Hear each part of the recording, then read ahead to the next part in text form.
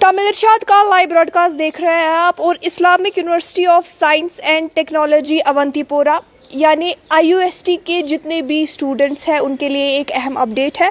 यहाँ पर हम देख रहे हैं कि गर्मी में काफ़ी ज़्यादा इजाफा हमें देखने को मिल रहा है और ह्यूमिडिटी भी काफ़ी ज़्यादा है, जिस सबको मद्देनज़र रखते हुए IUST ने गरमाई तातीलात का ऐलान किया है। आपको बता दें कि 26 जुलाई से अगस्त 4 तक IUST ने गरमाई तातीलात का ऐलान किया है। यहाँ पर हम प्राइमरी क्लासेस की बात करें तो 8 जुलाई से हमने देखा कि समर वेकेशंस हो गई और उसके बाद ये बताया जा रहा था कि कॉलेज लेवल जितने भी स्टूडेंट्स हैं उनकी समर वेकेशंस जो है वो 15 से हो सकती है। लेकिन फ़िलहाल हम IUST की बात करें तो IUST ने गरमाई तातीलात का ऐलान किया है, यानी समर वेकेशंस का ऐलान किया है। और आपको बता दें कि 26 जुलाई से अगस्त 4 तक यहाँ वो जितने भी बच्चे उससे कंसर्न है या एफिलेटेड है तो वो ध्यान रखें कि 26 जुलाई से अगस्त 4 तक फ़िलहाल उन्होंने गरमाई तातीलात का ऐलान किया है। अभी हम देख रहे हैं कि गर्मी अच्छी खासी हमें देखने को मिल रही है।